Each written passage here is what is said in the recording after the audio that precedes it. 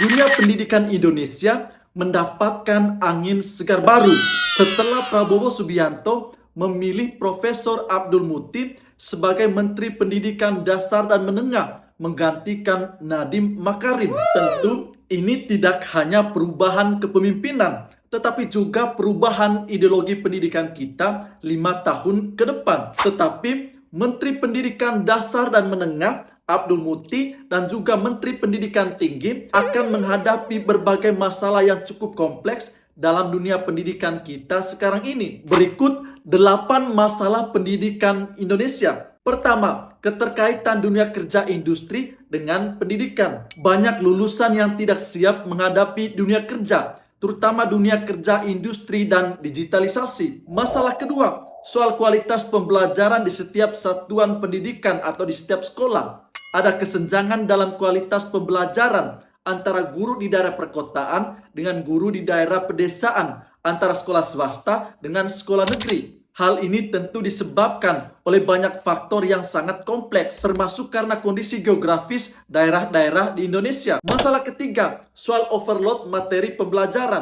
Umumnya, kurikulum terlalu padat sehingga siswa merasa terbebani dan kurang bisa memahami materi dengan baik. Dalam kurikulum Merdeka misalnya, ada upaya untuk mempelajari atau mendalami materi-materi atau KD-KD esensial saja. Namun, masih banyak guru dan sekolah yang tidak memahami substansi kurikulum Merdeka. Persoalan keempat, pendekatan pembelajaran. Metode pengajaran yang masih bersifat konvensional, kaku dan feodal membuat siswa-siswi kurang terlibat aktif dalam proses belajar. Soalan kelima, soal evaluasi dan penilaian. Sistem penilaian yang masih fokus pada nilai akhir daripada pemahaman mendalam terhadap materi. Penilaian sekarang juga tidak menggunakan standar yang tegas. Semua siswa harus naik kelas. Tidak heran ada siswa yang tidak bisa membaca sampai SMA, bahkan sampai perguruan tinggi. Persoalan keenam, terkait pendidikan karakter. Masih kurangnya integrasi pendidikan karakter dalam kurikulum meskipun menjadi salah satu tujuan pendidikan. Masalah pendidikan yang ketujuh terkait perubahan kurikulum yang sering dilakukan. Pergantian kurikulum yang terlalu sering terjadi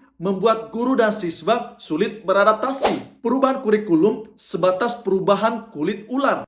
Kulit lamanya diganti, tetapi tubuhnya tetap sama. Kurikulum pendidikan kita tidak lebih dari sekedar proyek politik. Masalah pendidikan yang ke-8, soal infrastruktur setiap daerah dan sumber daya manusia yang berbeda. Banyak sekolah yang kurang memiliki fasilitas dan sumber daya manusia yang memadai untuk proses pembelajaran. Ketimpangan ini sangat nyata antara sekolah-sekolah di kota dengan sekolah di daerah, antara sekolah negeri dengan sekolah swasta, terutama di daerah tertinggal. Itu dia masalah-masalah pendidikan Indonesia sekarang ini. Semoga Menteri Pendidikan Dasar dan Menengah dan juga Menteri Pendidikan Tinggi di Kabinet Prabowo Gibran bisa memecahkan dan menemukan solusi yang tepat untuk pendidikan Indonesia yang lebih baik. Menurut kalian, kira-kira apalagi masalah-masalah di dunia pendidikan kita selama ini? Silakan tulis di kolom komentar. Kasih paham.